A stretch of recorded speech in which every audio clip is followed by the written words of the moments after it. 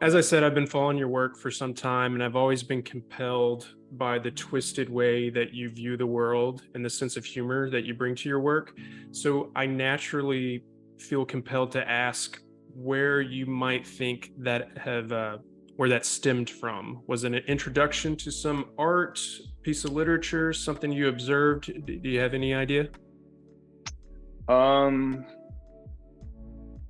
I mean, I initially decided to become a filmmaker because when I was 11, I think I was 11 years old, um, I had cable in my room, Hmm. and I somehow turned on A Clockwork Orange and was like, "What the hell is this?" And this is like, it was in the middle of it, and my dad came in the room, and I asked him what it was, and he thought it was A Clockwork Orange. And the next day, we went to a video store, and I was like, "I want another movie that's like that." And he's like, "Another weird movie?" He's like, "I don't know. I think Eight and a Half is supposed to be a weird movie."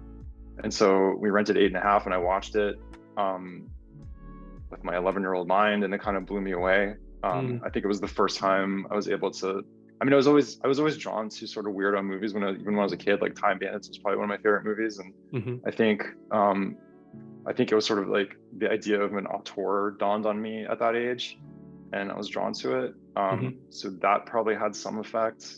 My mom, when I was probably around the same age, one of her favorite books or novellas was The Metamorphosis by Kafka.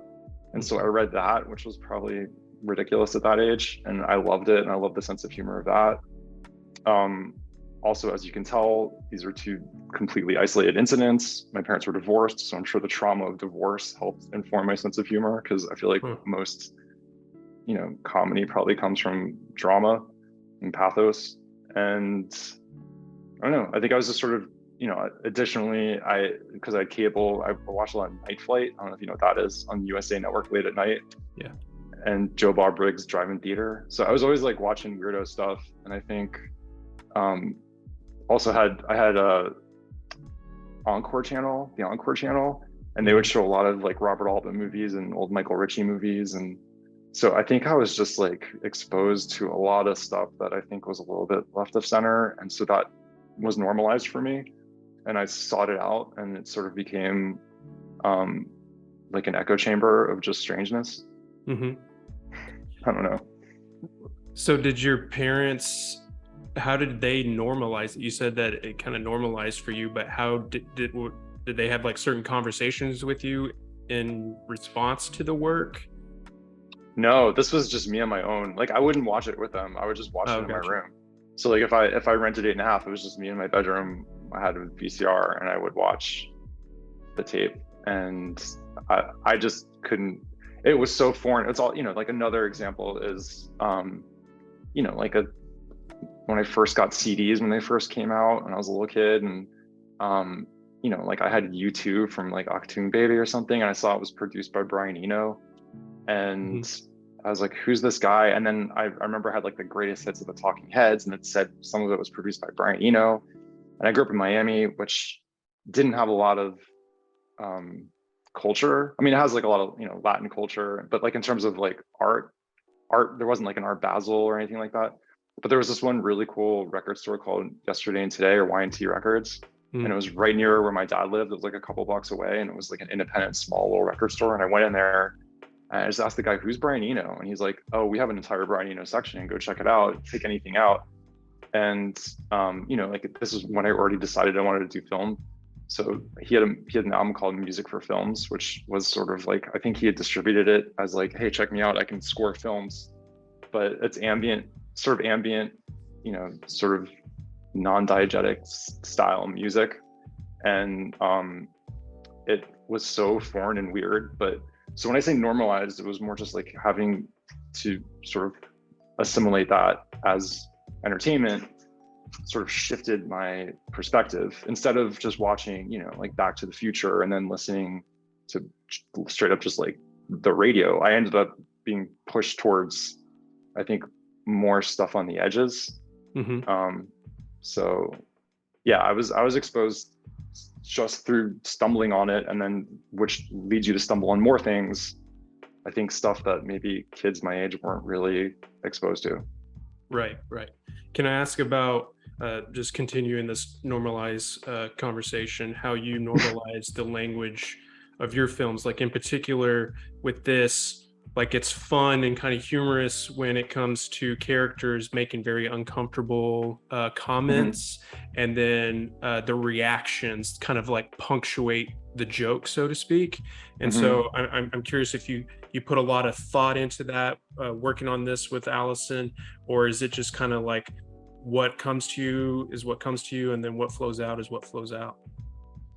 I think it's what comes to me is what comes to me. I'm not even sure exactly what you mean. So I think I'm not even aware of what it is that the uncomfortable things with the reactions. I mean, I think maybe I'm definitely drawn to, cringy, more awkward situations. And then I guess you're saying like when people say something cringy and then you cut to someone responding to them saying something cringy.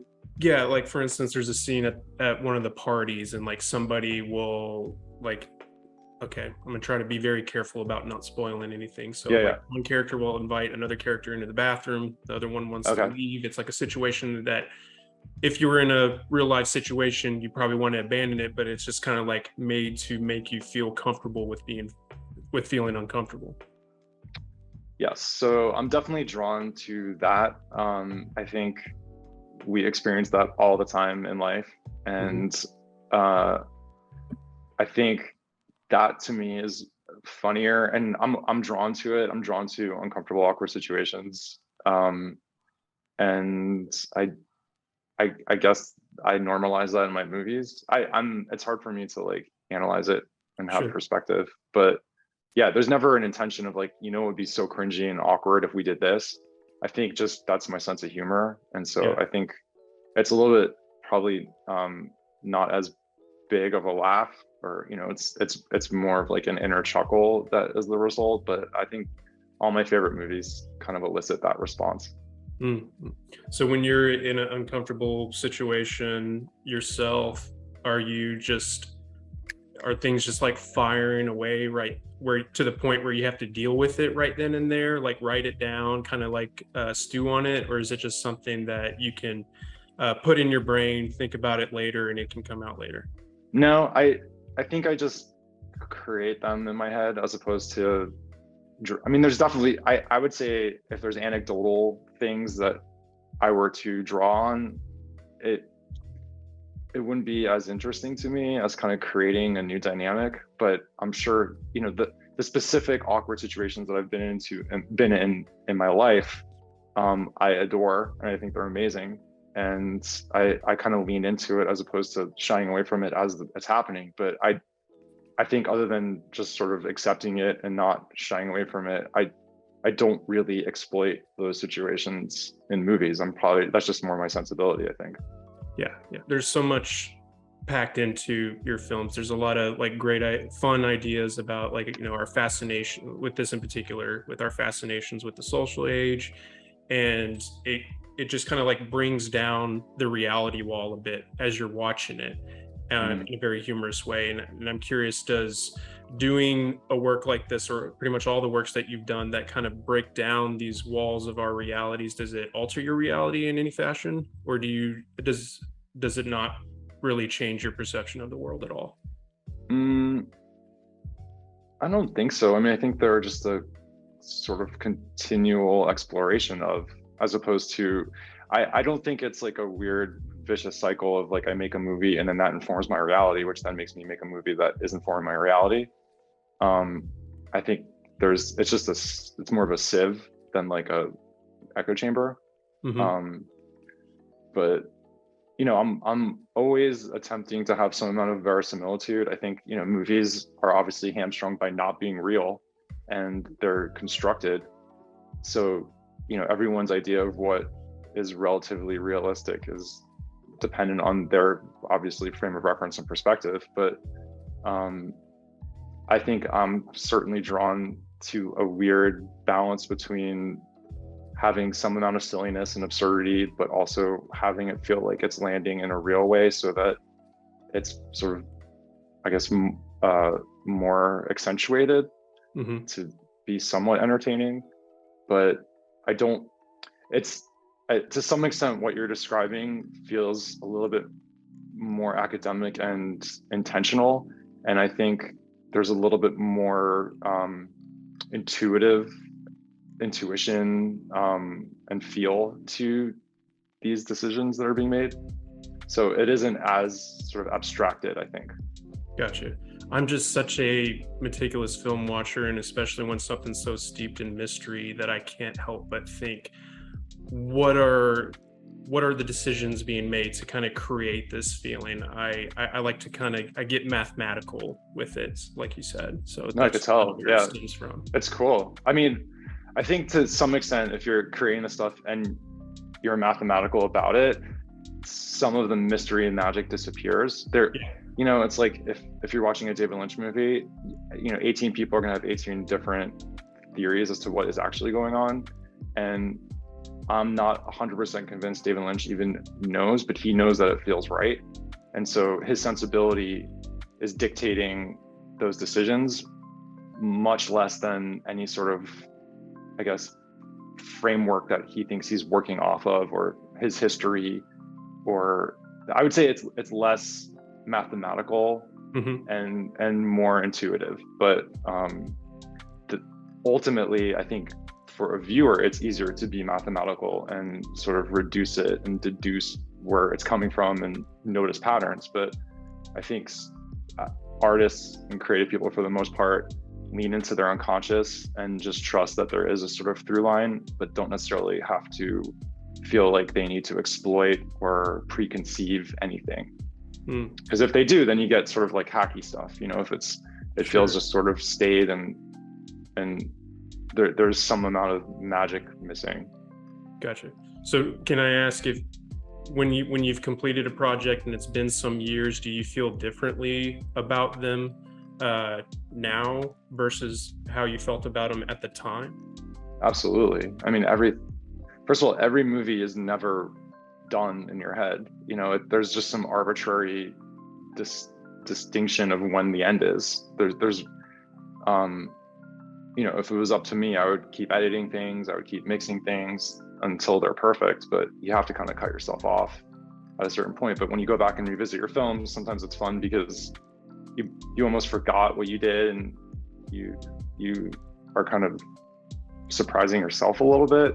Yeah. And then of course there's, as you get older and more experienced, you just wish you could have done things a little differently, or in hindsight, you wish you could have made different choices, or maybe you're just kind of amazed at the magic that happened, that even if you had intended for something to happen, it didn't, and something else happened just due to circumstance. And that is always amazing too. Like there's like an inflection point of when reality infects what your intention is. And then wherever that goes, I tend to embrace that chaos a little bit more. I think I enjoy when, I guess the unexpected seeps in, which is, with the exception of this movie and my first movie, I generally work in a more improvised style, because I do like to be put in a place to make a decision, put in a position to make a decision, and allow sort of unknown forces to enter. I think that kind of creates like a richness that, and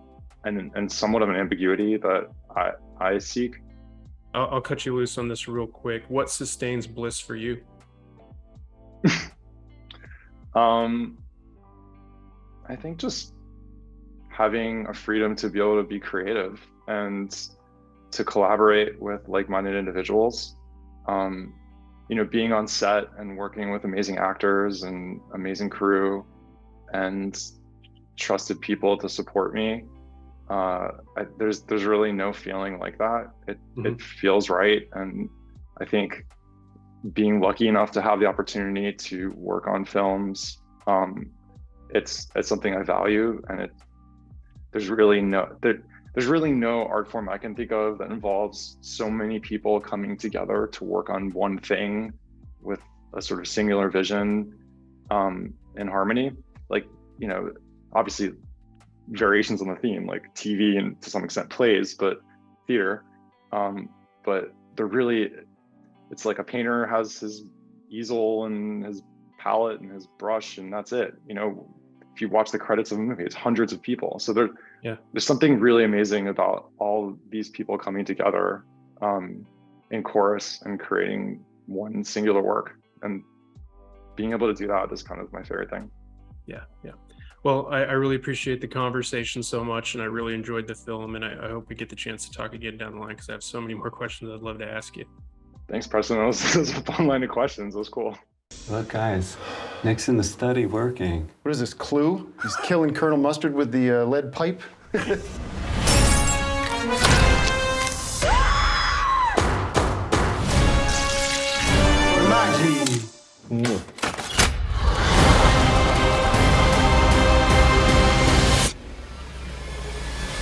This program sucks! Lighten up a little bit, please.